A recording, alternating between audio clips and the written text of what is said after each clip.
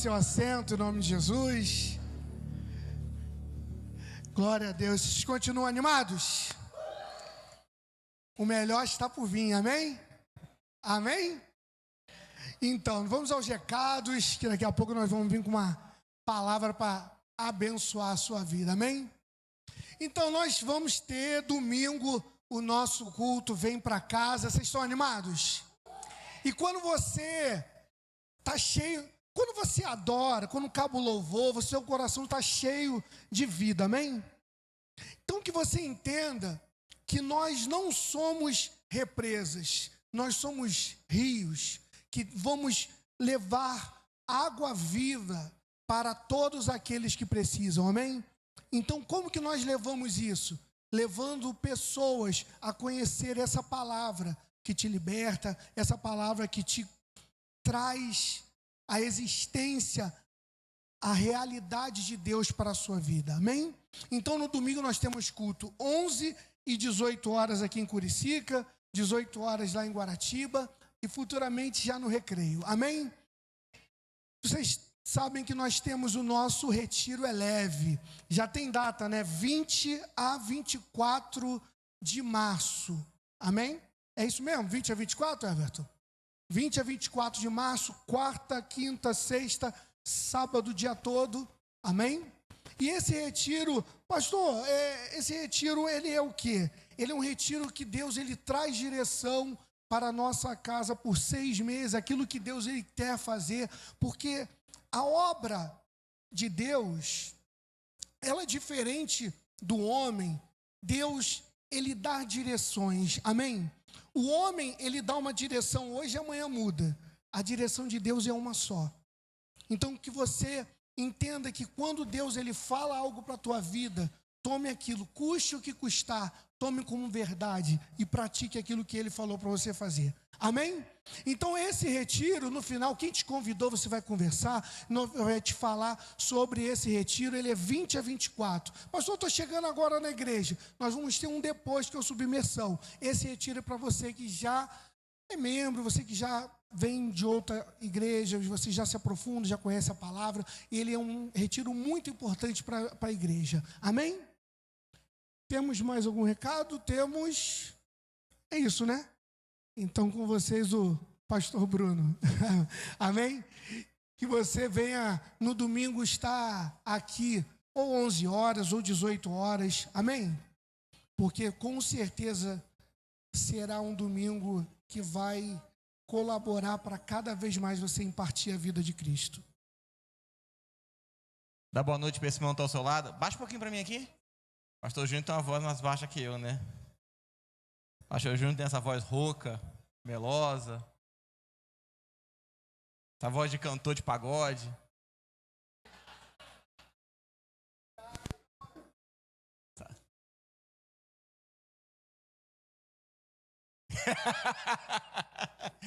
Dá boa noite para esse irmão que está ao seu lado.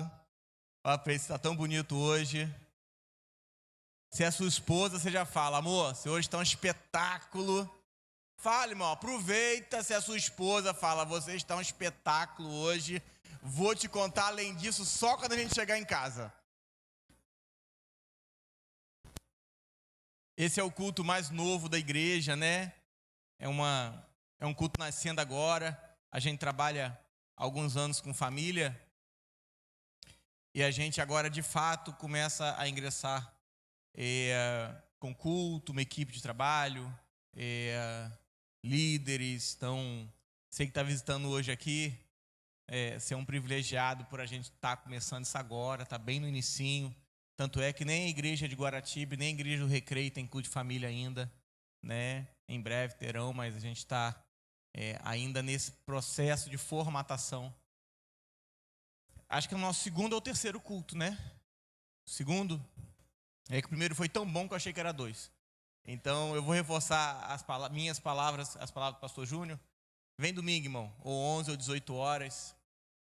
A pastora vai pregar sobre reino, a expressão do reino, não é isso? A expressão do reino, venha. Para quem gosta de estudar, quem está acostumado a estudar, como os diáconos da igreja, a Leide, Fred, a Rá, o Bruno, o pastor Júnior, a Cássia, a Elaine, a galera que a gente está sempre estudando, sabe o quão é precioso escutar a pastora falar sobre reino, falar de escatologia, sabe que é algo... o pessoal mais novo já tem falado isso já, né? Então assim, venha domingo, ou 11 ou 18, eu tenho certeza que você vai escutar coisas que você nunca ouviu na vida, eu tenho certeza. 11 ou 18 horas da noite, em nome de Jesus, você é o nosso convidado, em nome de Jesus. E deixa eu só abrir uma atenção, você que pode fazer o Eleve, faça, vai ser fantástico esse retiro. Eu já estou escrevendo, então assim, Deus tem partido muita coisa comigo esses dias, e eu tenho ficado já constrangido. Então assim, quando começa assim, a gente já sabe como vai terminar. Então, e é um retiro que basicamente só eu e a pastora vamos ministrar. Então assim, venha. O tema desse retiro é até que Cristo seja visto. Então, não preciso falar mais nada, né? Em nome de Jesus. A palavra que Deus ministrou essa madrugada comigo, Bruno não me deixa mentir. O pessoal lá de Guaratiba, Bruno é um dos líderes lá de Guaratiba, Bruno não me deixa mentir. O pessoal lá de Guaratiba me mandou uma mensagem que eles tinham que fazer alguma coisa essa semana. E aí eu respondi a mensagem 3 e pouca da manhã. Que era o período que eu estava terminando de estudar para o de hoje, quase 4 horas. Porque Deus estava ministrando algumas coisas. E eu tenho certeza que você veio hoje e você está passando por alguma coisa que Deus precisa arrancar hoje. A palavra de hoje é firmes, completos e perfeitos. E eu vou começar com o texto de Lucas 22, verso 31. Não é um texto muito agradável, mas eu acho que a gente precisa entender algumas coisas hoje. Lucas 22, verso 31. Eu tenho certeza que quando eu ler o texto, você vai querer ir embora. Mas se você me permitir pregar um pouquinho, eu acredito que Deus possa ministrar poderosamente no seu coração hoje.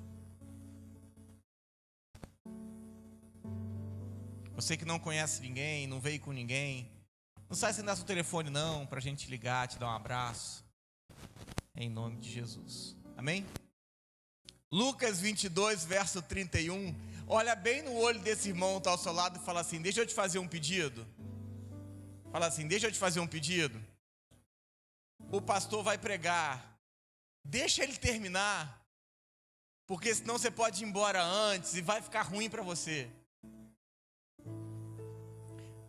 31. Simão, Simão, eis que Satanás vos reclamou para te peneirar como trigo. Eu, porém, roguei por ti, para que a tua fé não desfaleça. Tu, pois, quando te converteres, fortalece seus irmãos. Simão, Simão, o Satanás veio até mim e me fez um pedido. E esse pedido significa: vou colocar você numa peneira de trigo e ele vai te peneirar. Eu, porém, roguei por ti, para que a sua fé não desfaleça. E quando você se converter, fortalece seus irmãos. Deus, obrigado por hoje. Que nós possamos ser cheios de ti, que nós possamos te conhecer. Nós queremos aprender mais, te conhecer mais. Fala conosco hoje de maneira sobrenatural, em nome de Jesus. Se você pode, aplauda ao Senhor. Pastora Juliana tem uma palavra sobre isso. Eu não vou entrar na questão do reino, eu não vou entrar nesse tipo de questão, mas se você procurar pela internet, a pastora tem algumas palavras sobre essa peneira. Tem alguém aqui que trabalha com obra? Obra. Então, eu sou engenheiro, mas eu trabalhei com navio, não trabalhei com obra não. Então, o que acontece com a peneira? Você pega areia, coloca a areia na peneira e a areia desce, a areia toda. O que fica na peneira? Vão melhorar? Irmão, presta atenção, que fantástico. O cara joga areia. Tô falando tudo no meio físico. Não espiritualizei nada. Joga areia na peneira aí. É assim que faz, né? Eu não sei. A areia cai limpinha. E o que ficou na peneira? Sujeira. E você reclamando do diabo. Tá só te ajudando a te limpar, pô.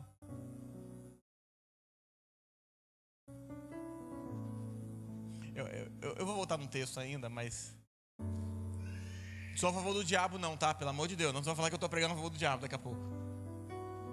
E ele fala assim: eu, porém, roguei por ti, para que a tua fé não desfaleça. Então, presta atenção. O Pedro entrou todo sujo numa peneira. E saiu limpinho. Agora o Jesus vai falar assim: Pedro, estou rogando por você, para que você não desfaleça. Mas se você concluir todo o processo, você vai se converter, porque você ainda não é convertido. Tu, porém, quando te converteres. É o texto. É português. Quando você se converter, confirma outros. Vira para esse irmão que está ao seu lado e fala assim: o crente que foge da limpeza, ele pode ser até crente, mas nunca será um convertido. Porque para ser convertido, tem que passar pela peneira. E a sujeira fica nela.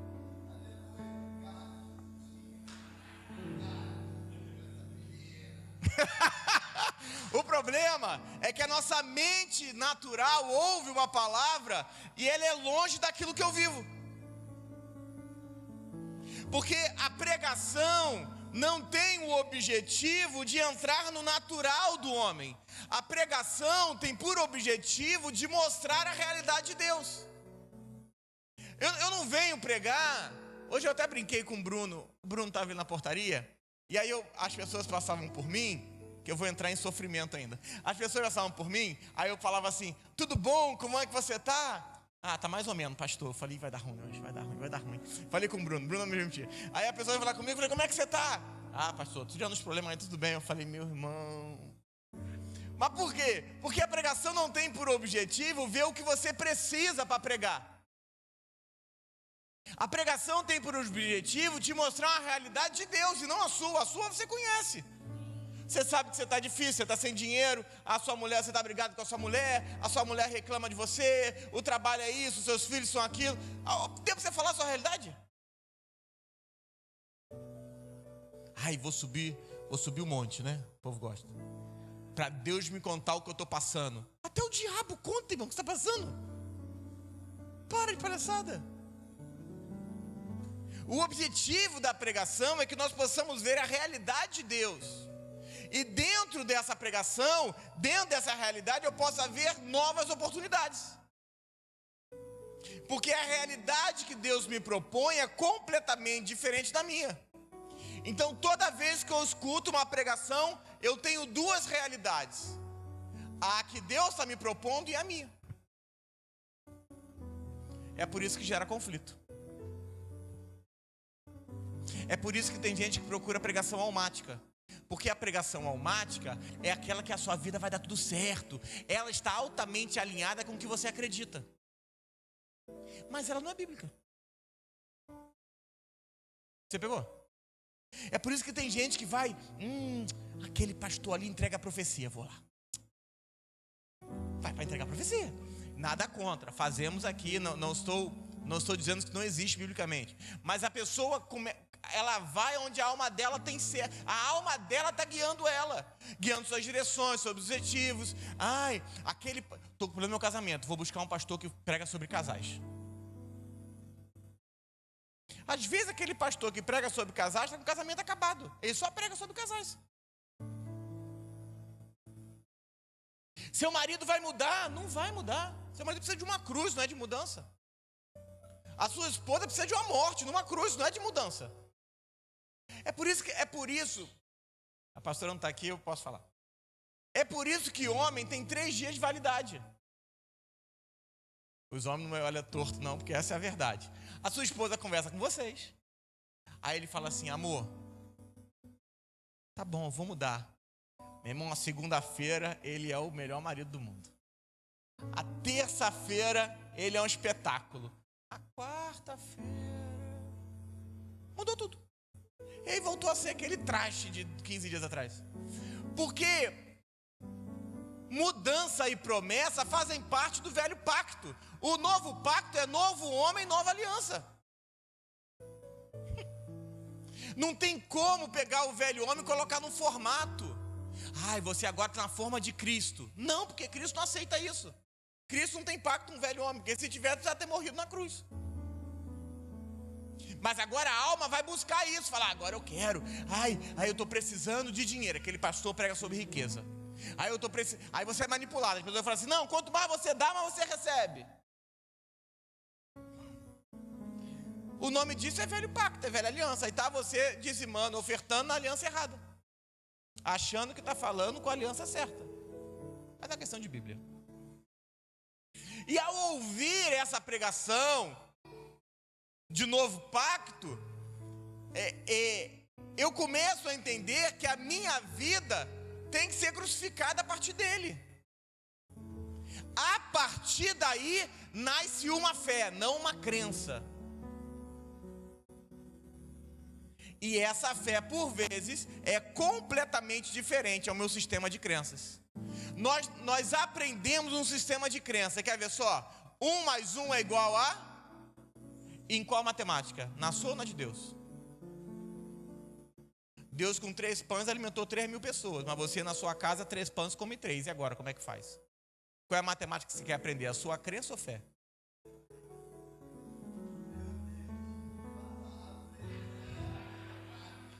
A mulher samaritana tinha 6 maridos, converteu uma cidade toda, mas na igreja evangélica não poderia entrar nem subir o altar.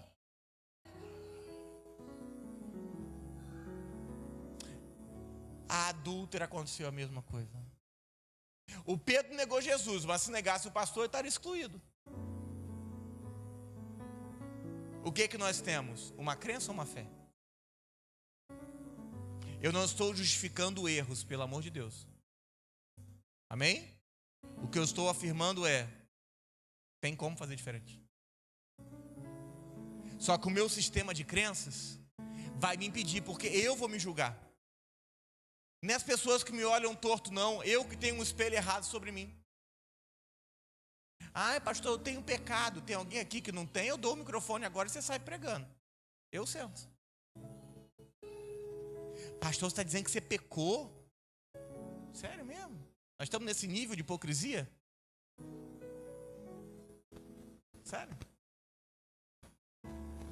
O problema é que vocês acostumaram a escutar um pastor que é vice-serafim do céu. Vice-arcanjo. Dono da chave para entrar no reino de Deus. Então, em cada pregação verdadeira, haverá uma batalha na minha mente de 2 realidades. E eu vou precisar abraçar o que Deus está me propondo em contraponto à realidade que eu vivo. Vocês lembram do pessoal com lepra? Eu preguei no recreio em algum momento isso. O pessoal com lepra, eles vão ser curados com Jesus. Aí Jesus fala assim, eles estão com lepra. Vá até o sacerdote e mostre a cura. Eles estavam curados, sim ou não? Não. Não. Diz o texto é fantástico. Diz assim, e indo pelo caminho foram curados. Se não tivessem certeza do que ele estava falando, continuariam com lepra a vida toda. O problema é que você, para viver o que você quer viver, o que Deus mandou você viver, você está esperando que as coisas aconteçam para você andar, mas você tem que andar para tudo acontecer.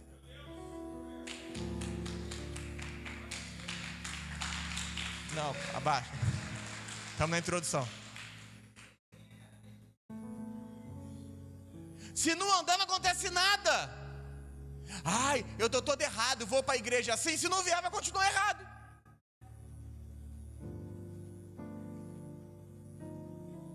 O problema é que a gente... Você sabe o que é a glória?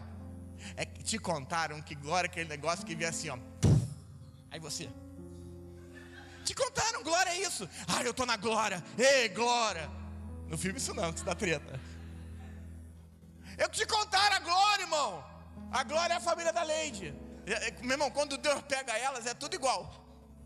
Meu irmão, é uma loucura, irmã, essa mulher. Loucura. Não escapa uma. Até as menininhas mais novas assim, né? Duda, não tem o que eu posso falar. Duda, Luísa, igualzinho. Elas caem igualzinho. Parece uma Xerox.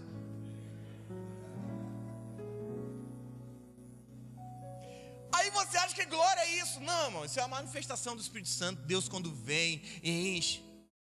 O que é a glória? Você quer saber? Diga amém. A glória é o resultado de uma batalha. O problema é que você quer glória, você quer êxito, mas não quer batalha. Aí como é que faz? Batalha é um fruto que um pai me proporciona, me processando através de confrontos. Batalha é um fruto proporcionado por um pai me processando em confrontos. Lucas 22, que a gente acabou de ler, não mostra o quão Satanás é forte em poder peneirar alguém. Lucas 22 vai mostrar o quanto Satanás é escravo de ter que trabalhar para limpar você.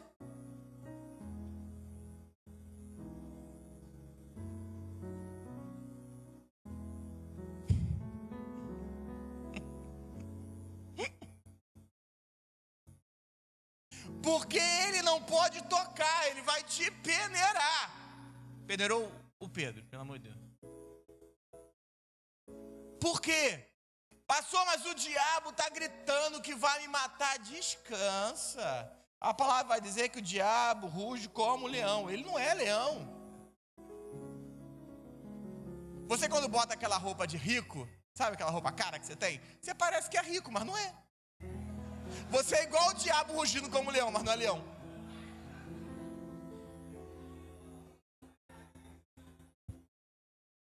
Você tira uma foto boa, parece que você está forte. Você está igual um cara que parece que é forte, mas não é. As meninas que são baixinhas tiram foto de baixo para cima. Para o pessoal achar que ela é alta. É ângulo, mas não é alta. Mas quem olhou, falou, caramba, que mulherão, 1,30 m. 1,30 m. Por que ângulo? As mulheres têm isso, né? A mulher ela tem isso. Não. Deixa eu mudar de lado aqui. Porque o meu lado bom é esse. Eu imagino Deus fazendo o ser humano falar assim, aquele lado ali é do diabo, mas esse aqui é bom. A 1 João 5,18, agora que você está rindo, a gente pode começar a pregar. –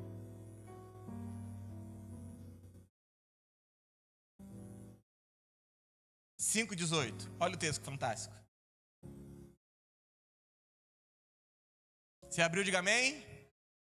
E sabemos que todo aquele que é nascido de Deus não vive em...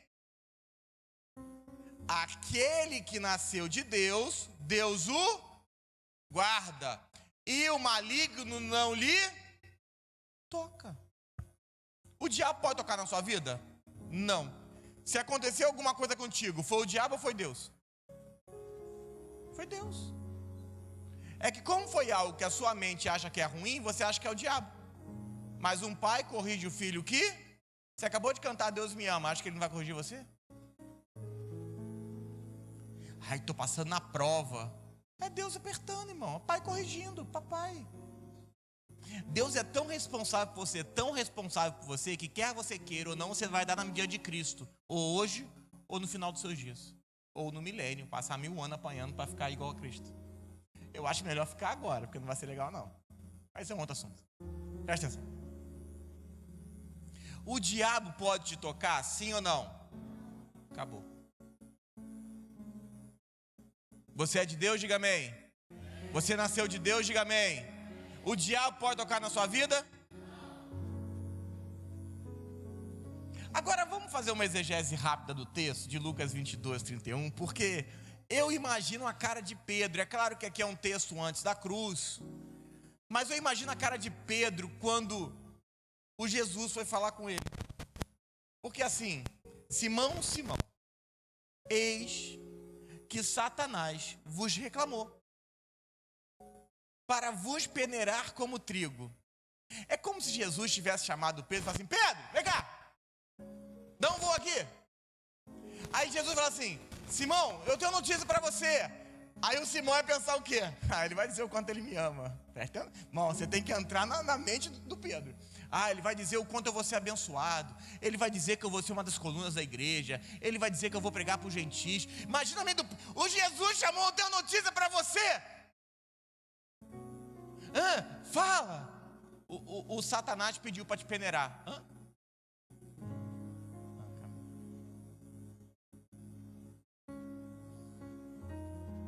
O Satanás pediu para me peneirar? Eu imagino Pedro. É que não diz aqui, mas eu quero entrar na mente do Pedro. Pedro falou assim: graças a Deus eu estou de frente para ele. Claro que ele disse que não. Não, você não entendeu, irmão. O Pedro está de frente para Jesus. O Jesus fala assim: Pedro, o diabo veio aqui e falou que ele quer te peneirar. Eu estou de frente para Jesus. O Pedro pensou o quê? Ainda bem que foi nele. Não foi no Miguel, no Gabriel, não foi no Serafim. Se fosse no meu pai, liberava. Claro que ele disse que não. Aí Jesus falou assim: não, eu dei permissão. Eu, se sou o Pedro, perguntava: você está de qual lado? De que lado você está? Você está do lado dele ou do meu lado?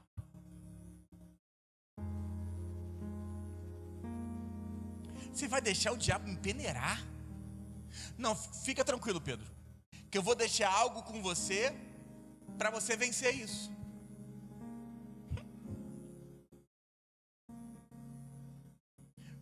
O que Deus está ensinando aqui é que não importa o seu nível de batalha, porque o que importa é o que você tem dentro.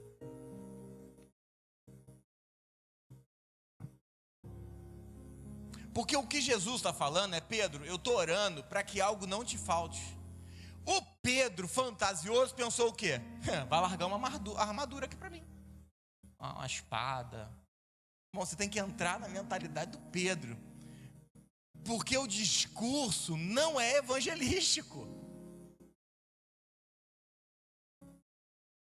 Eu vou deixar algo para você, que é o texto subsequente, porque vai falar assim: eu, porém, 32, eu, porém, Pedro, roguei por ti, para que a sua fé não desfaleça. O que eu começo a aprender e a entender é que a fé é suficiente para vencer qualquer batalha. O que eu tenho que fazer? Só fé. Então Deus agora está nos ensinando que vai permitir com que coisas aconteçam para que a gente venha erguer a nossa fé. Todos os problemas que vocês enfrentam na sua vida é apenas um aprendizado para que você possa não esmorecer a sua fé. Sabe qual é o seu problema? É que no meio do problema você foge da fé porque você quer o braço. A fé é suficiente para ser curado. A fé é suficiente para um casamento reatar. A fé é suficiente para caminhar sobre as águas. A fé é suficiente para multiplicar pão. A fé é suficiente para romper uma lepra. A fé é suficiente para romper um útero, para começar a gerar filho. Não subestime a fé. Não tente ajudar com o braço. Ter muitas coisas e não ter fé é não ter nada. Porque o diabo vai tentar te culpar, você vai ter a sensação de morte. Mas o que pode te livrar das batalhas? A fé. Eu preciso de muita coisa? Não, só de fé. Fé não é crença. O que é fé? Fé é a certeza das coisas que se esperam. Fé é a certeza das coisas que não se veem. Fé é o próprio Cristo. As situações não servem para eu entender que Deus está magoado comigo de fora. As situações que você passa só servem para você descobrir o que você carrega dentro. O que Pedro estava descobrindo era para descobrir um poder de fé. A fé me sustenta na crise, a fé me sustenta nos sofrimentos, a fé me sustenta na dor, a fé me sustenta nos ataques, a fé me sustenta nas ofensas. Pastor, mas eu preciso de outra coisa. Se precisasse de outra coisa, Deus teria falado.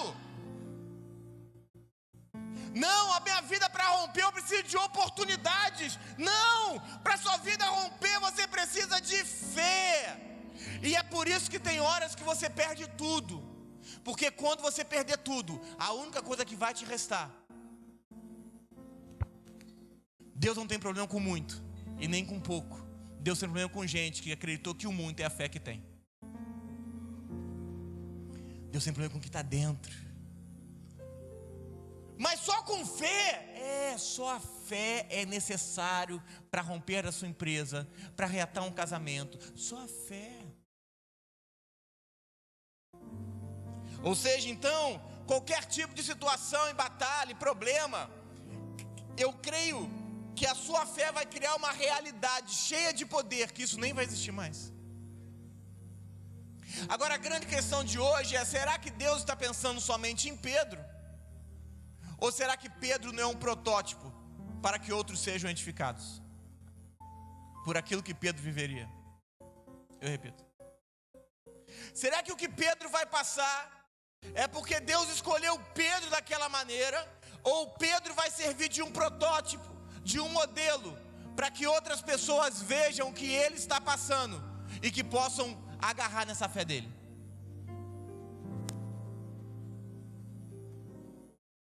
Porque nada que você passa, ou que eu passo, tem a ver comigo ou com Pedro. Porque quando o Senhor pensou em Pedro, Ele pensou em muitos que seriam confirmados pelas provas que Pedro suportaria. É por isso que o texto é fantástico, porque ele termina assim: tu, porém, quando te converteres, fortalece teus irmãos.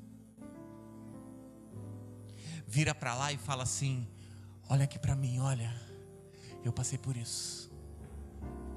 Eu usei drogas, olha para mim aqui, ó, tô limpinho, tem 10 anos que eu tô limpinho. E meu casamento está acabado, fica tranquilo, olha para mim, meu casamento já acabou e eu reatei com meu casamento. Confirma outros. O problema é que nós somos tão egoístas que você acha que Deus te colocou uma prova porque te ama ou porque você teve problema, em vez de você entender que Deus te colocou algo na sua vida para que você possa fortalecer a outros por aquilo que você vai vencer. Porque o ser humano é vaidoso. Pensa, foi difícil para José? Foi. Mas será que Deus estava pensando só em José? Ou pensou no Egito todo para livrar o Egito? Será que José passou o que passou porque ele ia ser governador? Ou José passou o que passou para Deus livrar milhões de pessoas do Egito? Será que a prova que você está passando é para você vencer na vida? Ou será que tem um monte de gente que pelo aquilo que você venceu vai sair do Egito como José tirou uma multidão de pessoas? É que a gente foca só na gente, no nosso umbigo. Você acha que você está passando só para você? Será que Deus, ao pensar em Abraão, pensou só em Abraão ou pensou numa multidão que viria após Abraão? Vira para esse irmão que está ao seu lado e fala assim: deixa eu te contar uma coisa hoje. O que você vive não é só por você.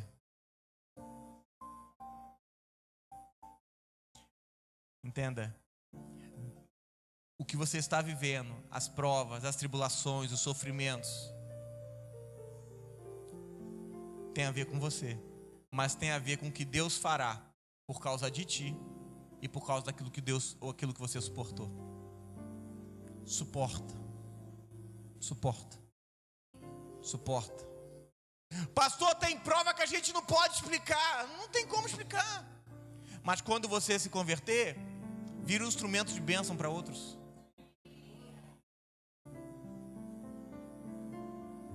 Você não representa a sua casa, você representa milhares de pessoas. Pessoas que olham que vocês nunca viram. O Senhor quer te usar para sarar pessoas, edificar pessoas, converter pessoas. Escute, Deus quer te tornar num instrumento para, assim como Ele te confirmou, você possa confirmar, estabelecer e fortalecer outros. Fala assim: eu, com tudo que tenho vivido, e haja prova, haja sofrimento, assim, haja tribulação, Deus quer me usar quando eu me converter E eu vencer isso tudo como um instrumento para estabelecer, edificar e confirmar outros por tudo aquilo que eu vencer em Cristo Jesus.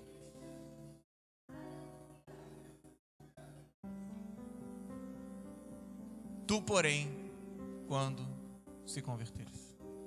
É como se Jesus estivesse falando assim: Pedro, você vai passar por um momento difícil, mas fica tranquilo que você vai voltar, porque nenhum processo dura muito tempo. Você vai voltar das crises, você vai voltar dos problemas, e quando você voltar, você vai ter um poder para confirmar outras pessoas. Às vezes quando alguém fala assim para mim, fala assim: pastor, tá muito difícil,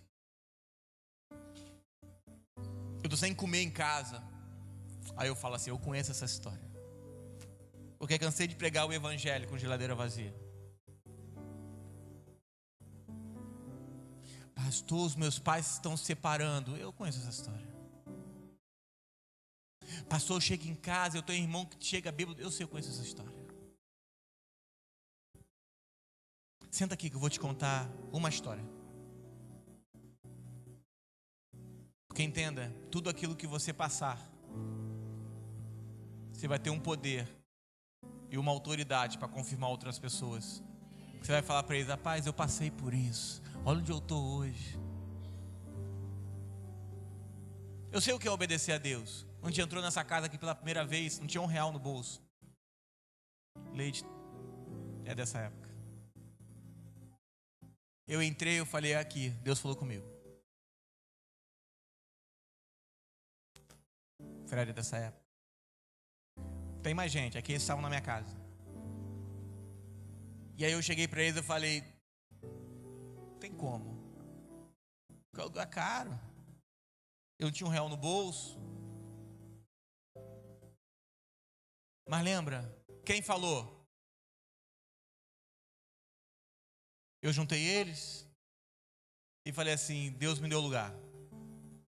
Deus, eu sei qual é o local.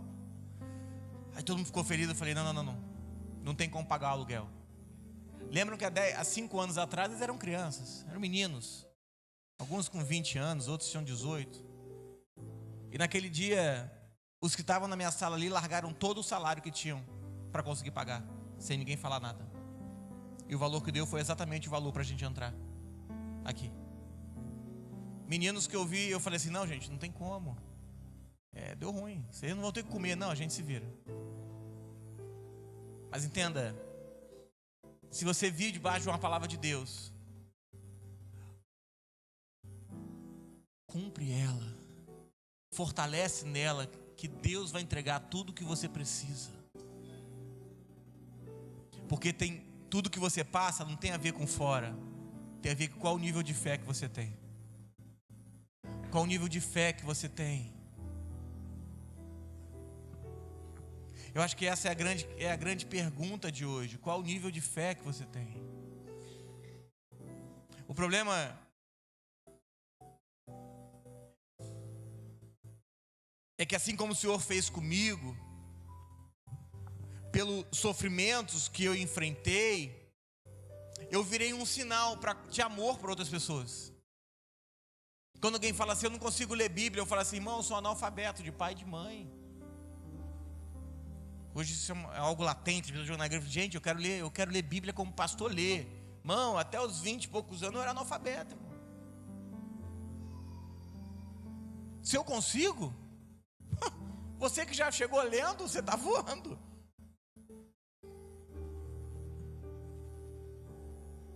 As suas cicatrizes não terminam em você, elas vão inspirar outras pessoas.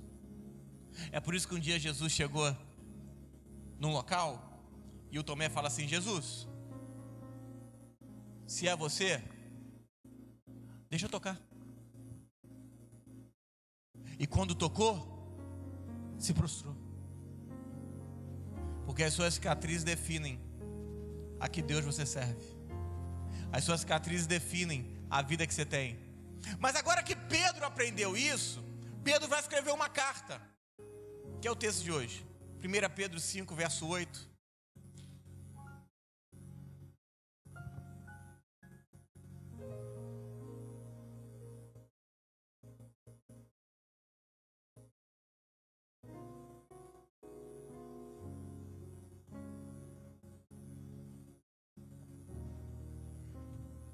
Abre que pode parecer que eu estou mentindo. Só abre. É porque esses textos não são textos pregados pela igreja evangélica. Tá frio?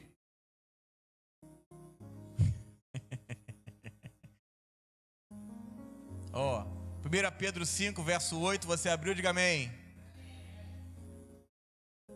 Sejam sóbrios e vigilantes. O diabo, vosso adversário, anda em derredor. Fala assim, derredor, não dentro. Como o leão ruge. Como? Por que como? Porque não é. Procurando alguém para devorar. 9. Resistir-lhes firme na... E estou certo. Que sou... A igreja evangélica não conhece esse texto.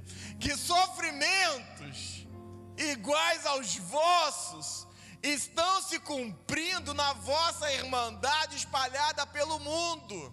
Ou seja, para de achar que só você está sofrendo. Ai, ninguém olhou para mim, ninguém me deu um abraço. Para! Palhaçada. Ministério infantil é aqui atrás, irmão. Ora, o Deus de toda graça, que em Cristo vos chamou a sua eterna glória, depois de terem sofrido um pouco... Meu irmão, para. Que a igreja evangélica não vai lembrar isso não.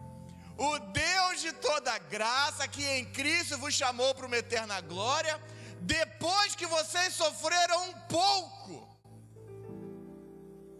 Ele mesmo vos há de aperfeiçoar, confirmar, fortificar e fundamentar. O problema é que você quer ser aperfeiçoado, mas não quer sofrer. Mas o texto diz, depois de haver sofrido um pouco.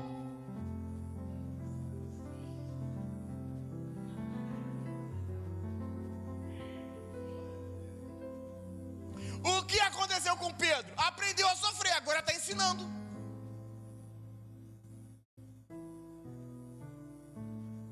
E o que eu preciso para ser fortificado e aperfeiçoado? Estar firme na...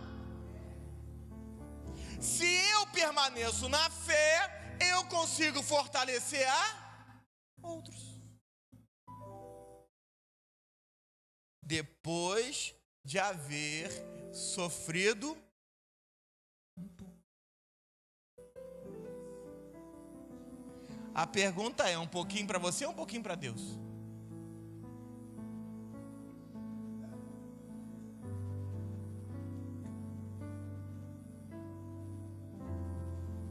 É por isso que diz o 9, resiste na fé, firme na fé, certo que o sofrimento igual aos vossos estão se cumprindo. Essa palavra cumprindo, ela está intimamente ligada às etapas que Deus está produzindo em nós.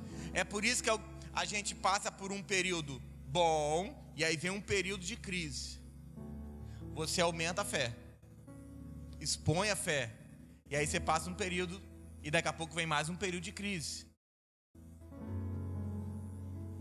A vida não é um morango não, irmão. É um processo. Quem sabe fazer aqui bolo de chocolate? Não, Cássia não, lava essa mão. Lava essa mão. A Cássia mandou um bolo para mim em dezembro. Eu estou traumatizado até hoje. O bolo veio igual uma galinha da Angola. Bolo. Vocês já viram bolo com espetinho de churrasco? E pior que ela confirma, era melhor me chamar de mentiroso. O bolo veio com 10 espetinhos no bolo. Era voodoo. Tava fazendo um trabalho essa menina. Ela não estava convertida não. É por isso que passou na peneira do diabo. Não, tô brincando.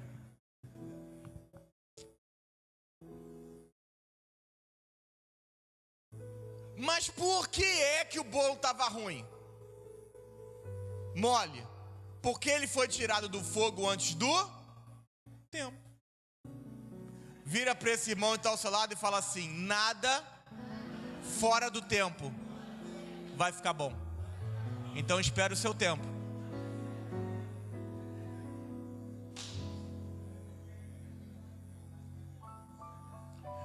O Pai se responsabiliza por cumprir coisas em você e você não vai escapar. Qual é o problema? Olha para mim. É que eu vejo que tem crente que já se sente arrebatado. Não, olha para mim. Tem crente que já se sente arrebatado. Por quê? Porque ele não permite que os sofrimentos cumpram o seu propósito. Então todo sofrimento que vem até ele é obra do diabo. Não me tratou bem, não sei. Ai, fulano cuidou de mim. Ai, fulano me ligou. Pelo amor de Deus, você está em Deus ou está no homem?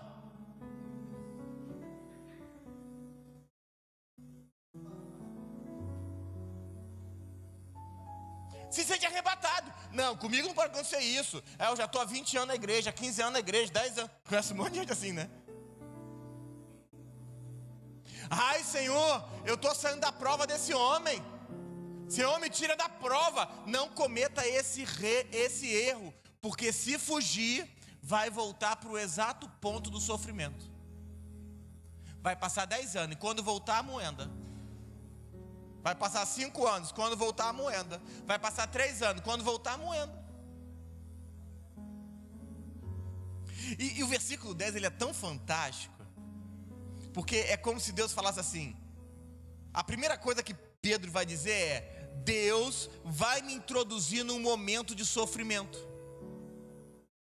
Vira para esse irmão que está ao seu lado e fala assim: deixa eu te falar uma coisa, não te contaram isso, mas Deus, Ele mesmo, vai te introduzir num momento de sofrimento, para que Ele possa te aperfeiçoar.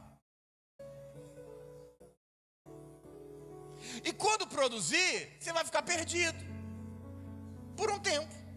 Pastor, que tempo? O tempo de Deus é um tempo dos homens, irmão. Um dia para Deus é 1000 anos. Eu espero que você não precise passar por tanto. Só que desde a minha humanidade é impossível falar isso.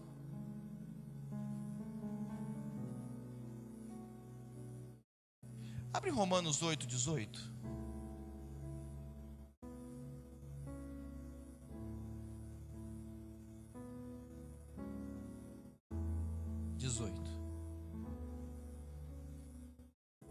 Oh. O apóstolo Paulo é fantástico, irmão. Porque para mim tenho por certo que os sofrimentos do tempo presente não podem ser comparados com a glória a ser revelada em nós.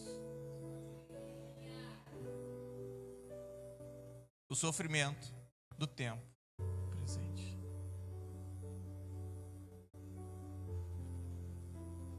Só que eu preciso viver isso desde a mente de Cristo. Porque desde a mente de Cristo, eu vou começar a ver as coisas que a minha mente não vê. A perseguição de hoje é o seu negócio de amanhã. Porque Deus faz assim. Olha para mim que isso é fantástico. Deus te dá uma direção. Amém? Só que você é cagão e acha que é você que está falando. Cuida da minha cabeça. Aí quando você se torna um cagão, me perdoa a palavra, mas eu encontrei outra. Aí Deus fala assim: ele me escutou e achou que era da cabeça dele, então agora eu vou empurrar ele para fora.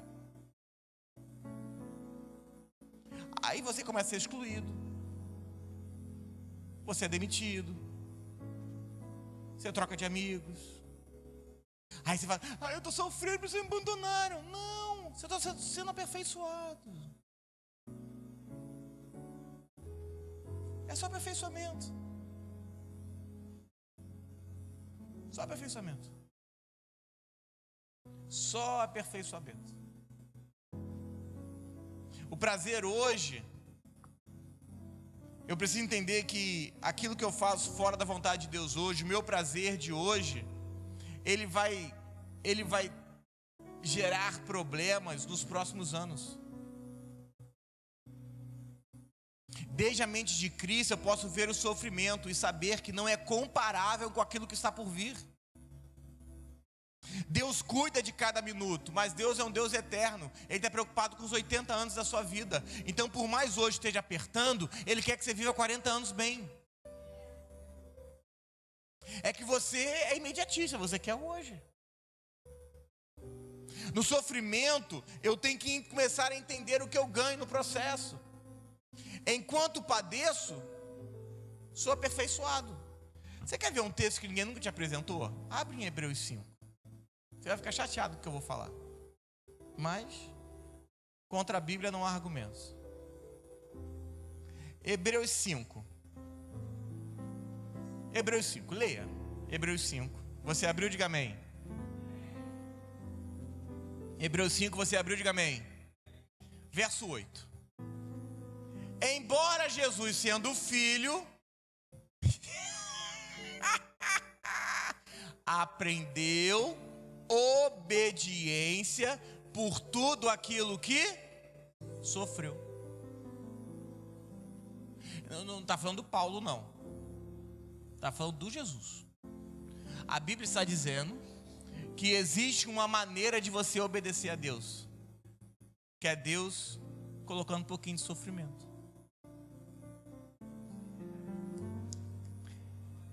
Eu, se fosse você, faria uma nova pergunta.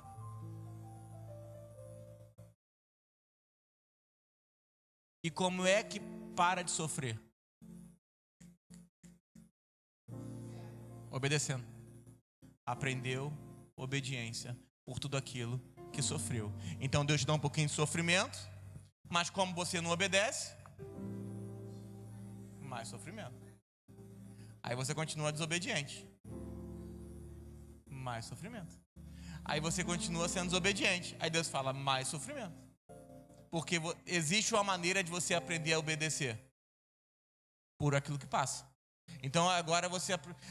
tudo quando é porta fechada. O meu marido isso, minha mulher aquilo, meus amigos isso, a igreja aquilo. Deus fala, o problema não é eles, é você. Você que é desobediente. Quando aprender a obedecer, para de sofrer.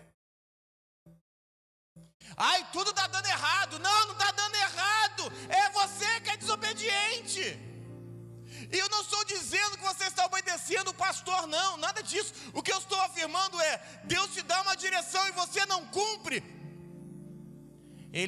Deus é um pai de filhos obedientes. Quer você queira, quer você não queira, você vai se tornar obediente. Nem que seja nos últimos segundos do seu dia, da sua vida, que você fale, Senhor, tá bom, eu me rendo. Ele fala, agora é tarde, mas tá bom.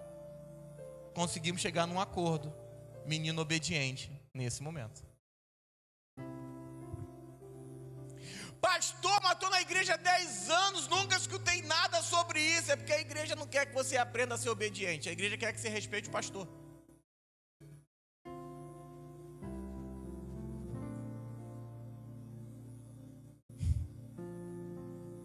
Não, irmão, eu quero que você seja obediente. Se Deus mandar você vir para cá, vem para cá. Se Deus mandar você ir embora, vai embora. Pelo amor de Deus. Agora obedece a Deus. Eu falei no discipulado. Foi discipulado? Teve discipulado essa semana, não teve? Aqui em Curicica? Não teve? Eu falei, como é bonito ver a Grau, Moacir, a Duda estava aqui, né? E a Duda aqui, todos participando do mesmo discipulado.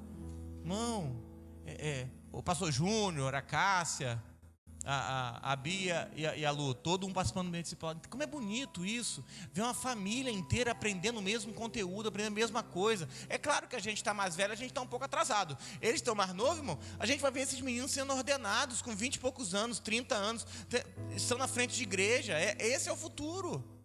Ou esse é o presente. E agora como é que a gente subsidia isso? Como é que a gente ajuda eles nisso? Mas como é bonito isso. Buscar a palavra, estarem apaixonados pela palavra, vivendo a palavra, sabe? Então enquanto eu padeço, enquanto sofro, eu sou afirmado. Enquanto sofro, eu sou fortalecido. Deus não te deixa sem sofrer porque Ele é mau, mas porque Ele precisa de você perfeito. E só existe uma maneira de ser aperfeiçoado, é num processo de aflição. É por isso que você fica aflito, você vai orar. Já viveu isso? Irmão, aflição, orar. O marido deu ruim, orar. A mulher deu ruim, orar. Igreja deu ruim, orar. Emprego deu ruim, orar. Está aflito, vai logo para o joelho. Ser aperfeiçoado é um processo de aflição, mas não é doloroso, é amoroso. Não, pastor, você está afirmando que eu vou sofrer e vou ficar feliz?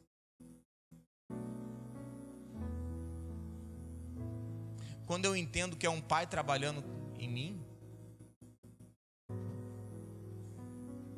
quando eu entendo que é o Deus de toda graça, o problema é que a gente aprendeu que Deus que está ao nosso serviço, e não a gente a serviço dele. A palavra ruim desses dias é: eu não sou servo do Senhor, eu não sou servo. E você chama ele de Senhor por quê? Se ele é seu Senhor, você vai servir ele. Existe uma graça tão desconexa de Bíblia. Como é que Deus pode ser seu Senhor se você não serve? Como? Ele não é seu Senhor, ele é seu amigo. Toma cuidado que o amigo não ficou na festa de casamento não, mas esse é um outro assunto.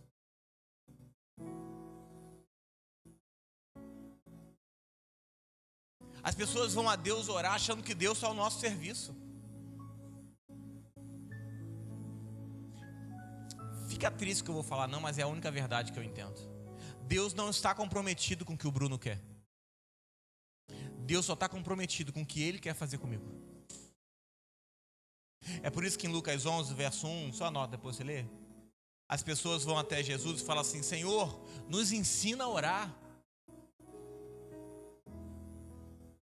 Porque eu não quero fazer oração que o Espírito Santo não faria. É por isso que tem muita gente frustrada com oração sem resposta, porque te ensinaram que você pode orar qualquer coisa.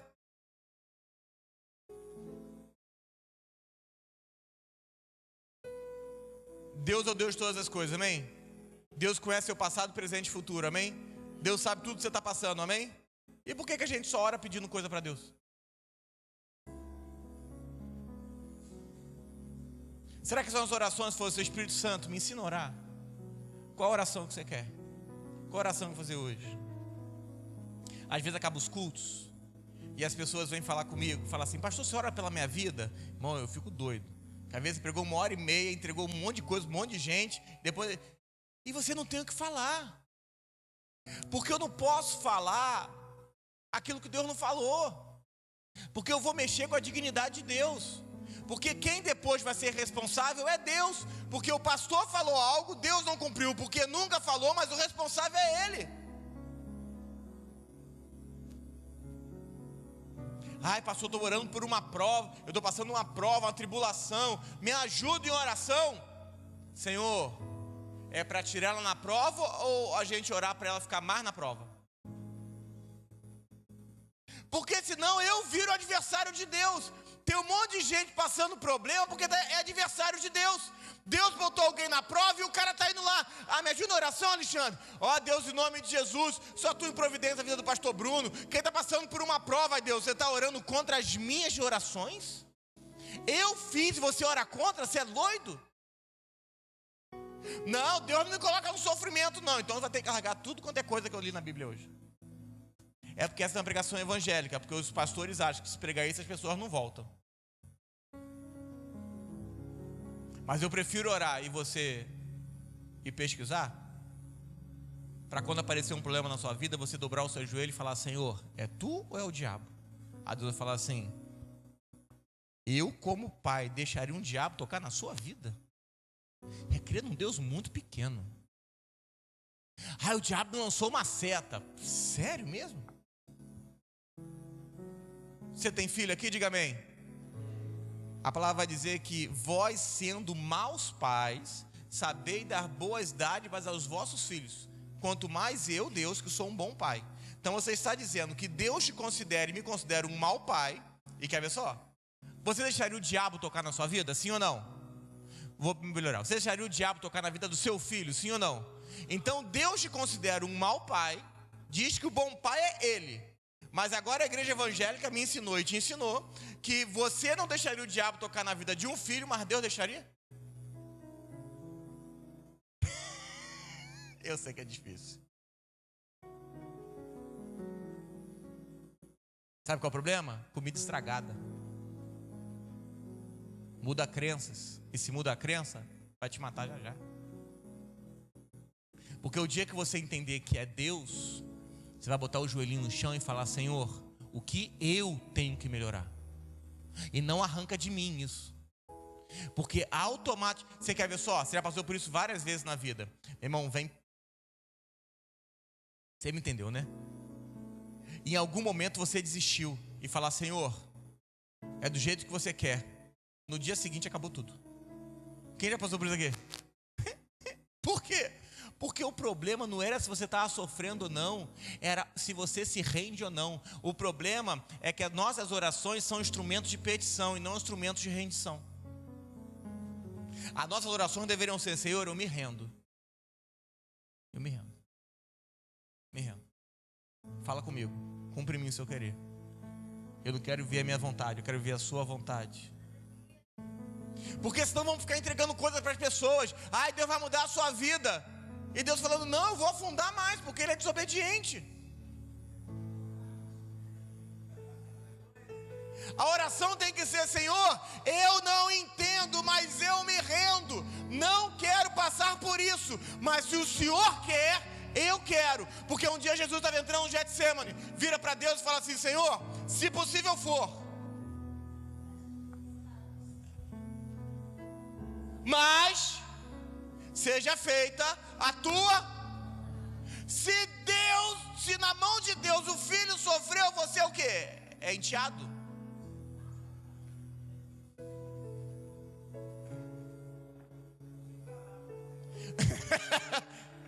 Passou, estou há 10 anos numa igreja e nada muda. Entenda, não é porque tem um nome de igreja que prega a palavra. Não, pastor, leem Bíblia. Não adianta ler Bíblia na verdade errada. Pastor, como assim? Está escrito. Não tem problema, se eu botar uma arca ali fora, você entra nela? Sim ou não? Sim ou não? Por quê? Eu não sou Noé. Está na Bíblia, sim ou não? É uma verdade ou não é? É para o seu dia ou não? Porque agora a nossa arca é Cristo.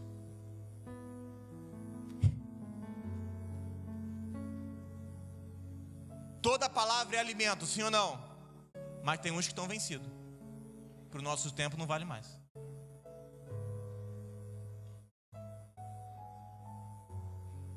Olho por olho, dente por dente. Se te der um tapa, você dá um tapa de volta, é isso?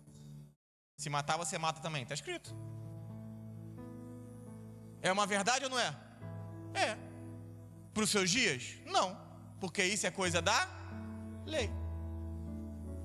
E você vive debaixo da... O problema que nós temos na igreja é uma grande contaminação. Eles pregam graça, mas querem ver debaixo de lei. Tem um pastor amigo que ele é de uma igreja tradicional. E ele todo ano me chama para o mesmo evento. Esse ano eu não aguentei, eu tive que falar. Ele passou: vem pregar aqui na campanha. Campanha é ótimo, né? Eu me sinto... Vem pregar aqui, Bruno, vem cá pregar aqui. Eu falo assim: campanha de quê, velho? E dos 10 mandamentos. Eu falo assim: nunca. Se eu vou pregar na sua igreja sobre 10 mandamentos, eu acabo com a sua igreja. Pastor, você não crê nos 10 mandamentos? Eu creio, mas não vivo. Pergunta. Porque a graça está acima da lei. Você quer ver só? O que era adultério no Velho Testamento? Relação sexual. Podia olhar à vontade. Podia desejar. Podia olhar. No Novo, Jesus falou: seu olho direito faz... arranca ele. Se o braço direito der ruim, irmão, arranca ele também. Na lei podia olhar. Passava a menina bonita e falava: caramba, bonita, hein? Olha. Eu sou casado. Não, mas eu só olhei.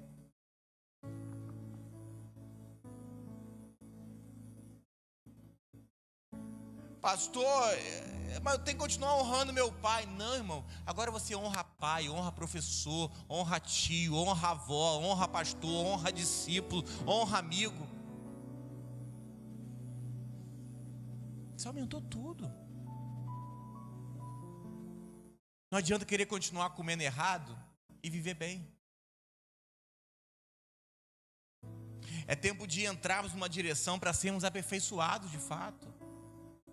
Posso ir a um pai, saber que eu posso ir a um pai não com os meus desejos, mas na vontade dele, como ele quer que oremos.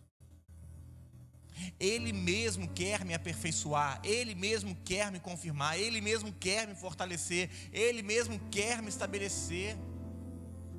É interessante, tem uma oração na Bíblia, Colossenses 4, verso 12. Louvor, pode vir para cá. É só para você achar que eu estou terminando. Aprendi com a minha esposa isso. 4:12, Colossenses.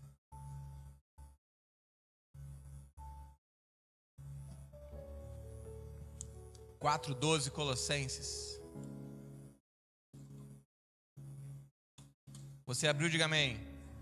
Saúda-vos, Epáfras, que é dentre vós, servo de Cristo Jesus, o qual se esforça sobremaneira, continuamente, por vós nas orações, para que vocês se conservem perfeitos, firmes, completos, em toda vontade de Deus. A oração de Epáfras não é livra eles do mal, livra eles do sofrimento. A oração de Epáfras era: conserva eles firmes. Você quer orar pela sua família? Ora, Senhor, que minha família esteja firme. Quer orar pelo seu marido? Fala: Senhor, que meu marido esteja firme, que meu marido seja completo, que ele esteja perfeito. Não porque ele pare de sofrer.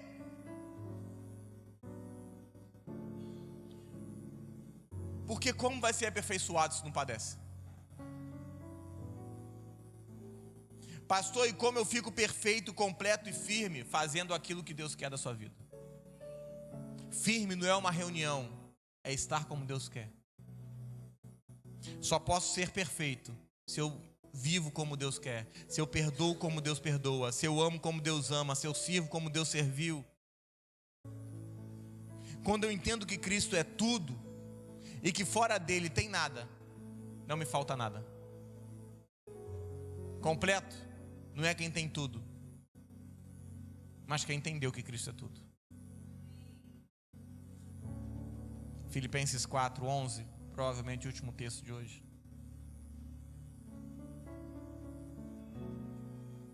Diz assim.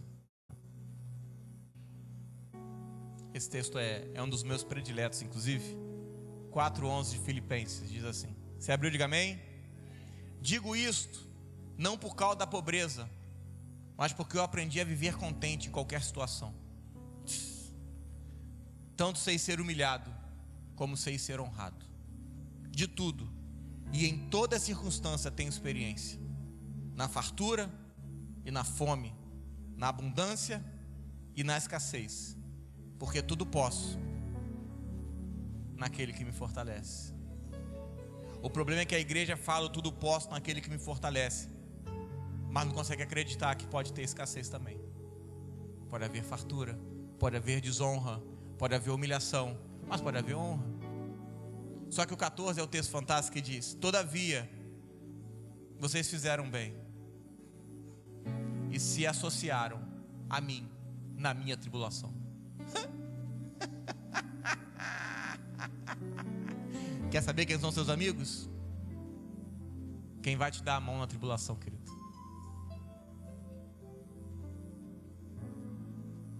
Quando você entender que debaixo da vontade dele nada te falta, ainda que aparentemente esteja coisa faltando, você vai ver em cada passo de modo sobrenatural. Porque estará encontrando com tudo aquilo que Deus preparou de antemão para você. Hoje a minha oração é que você consiga dizer: Senhor, eu quero viver a sua vontade. Em meio ao sofrimento, eu serei afirmado. Em meio ao sofrimento eu posso ser aperfeiçoado. Em meio ao sofrimento eu posso ser fortalecido. Em meio ao sofrimento eu posso ser estabelecido. Senhor, eu não quero fazer na minha vontade, eu quero fazer como o Senhor quer. E eu tenho me unido à oração de Epáfras. Eu rogo para que seus filhos estejam firmes, perfeitos e completos.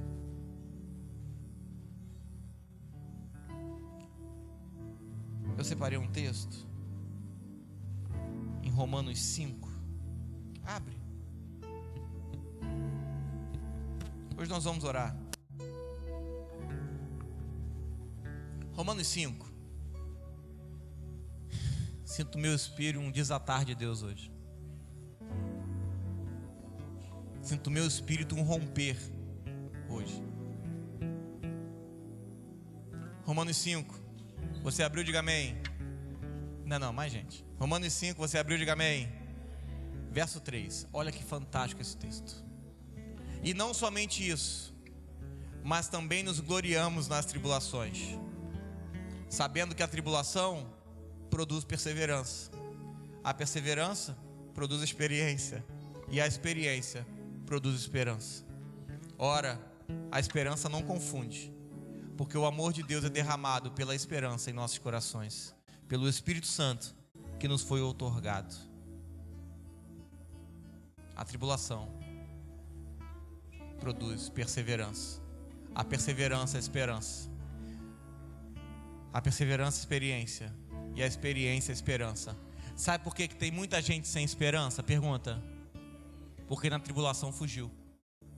E a tribulação produz perseverança. A perseverança, experiência. E a experiência, esperança. A tribulação não produz imediatamente esperança. A tribulação vai fazer com que você persevere. Perseverar é ir contra tudo aquilo que você está vendo, mas a favor de tudo aquilo que Deus falou com você. A perseverança produz experiência, porque agora você vai ficar experiência e não vai desistir. E após isso, no novo clique, a experiência produz esperança.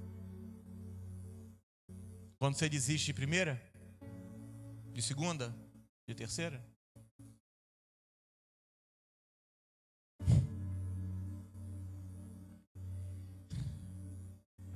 eu termino em Mateus 11. Eu acho que 28.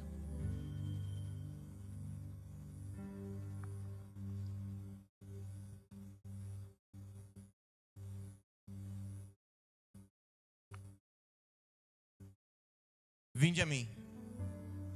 28, Mateus 11. Vinde a mim, todos que estão cansados e sobrecarregados, eu vos aliviarei. Tome meu jugo sobre vós e aprenda comigo e de mim, porque sou manso, humilde de coração, e você achará descanso para a vossa alma. Não importa se está sofrendo, o meu jugo é suave. Não importa se está ruim, está na tribulação, o meu fardo é leve. Hoje eu vim para pregar para pessoas que estão sofrendo, que estão na tribulação, ou que estão há muitos anos sem romper algo. A tribulação produz perseverança. A perseverança, experiência. E a experiência, esperança. Quando você entender que é sobre obedecer, você vai aprender, não o que está fora, mas o que está dentro. Simão, Satanás me fez um pedido. Ele quer te peneirar. Mas fique tranquilo. Roguei por ti, que não desfaleça a sua fé. E quando se converter, confirma outros irmãos. Esse é o texto de hoje. Vira para esse irmão ao nosso lado e fala assim: deixa eu te fazer uma pergunta só. E você tem que ser sincero comigo. Dá a mão para ele. Dá a mão para uma, para duas pessoas. Dá a mão. Dá a mão para um, dá a mão para dois. Não tinha ninguém sozinho não. Isso, vai lá, Meire. Isso. Pronto. Olha no olho dele ou no olho dela e fala assim: deixa eu te fazer uma pergunta. Você tem passado por alguma tribulação? Ou por algum sofrimento? ou por alguma coisa que não está ainda no prumo que você sabe que Deus quer colocar? Responde para ele, sim ou não? Sim ou não? Se ele falou sim, traz ele aqui na frente, vem cá. Vem cá, traz ele, traz ela. Vem cá, vem cá, vem cá. Já está aqui, irmão. Traz ele, traz ela. Só traz, só traz. Já ficou aqui até agora?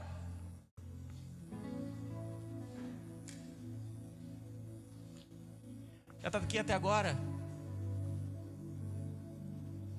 Talvez hoje seja uma noite para a gente chorar, porque a gente pediu para Deus tirar coisas de nós que Deus só colocou para nos ajudar. Eu sei que passar na moenda nunca é bom. Eu sei que passar na crise nunca é bom.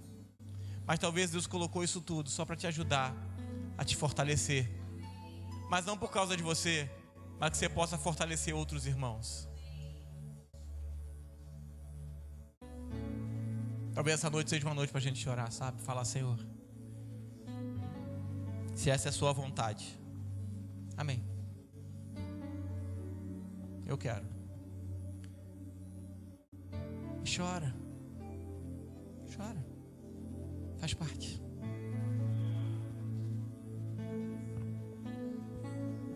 Toma um minutinho para você.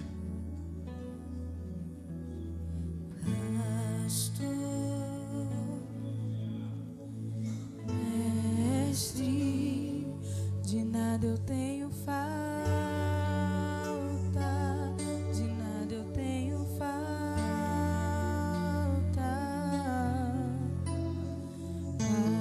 Pastor, Isso. mestre, de nada eu tenho falta, de nada eu tenho falta. Quando estou abatido, Isso. quando estou em perigo, de nada eu tenho falta.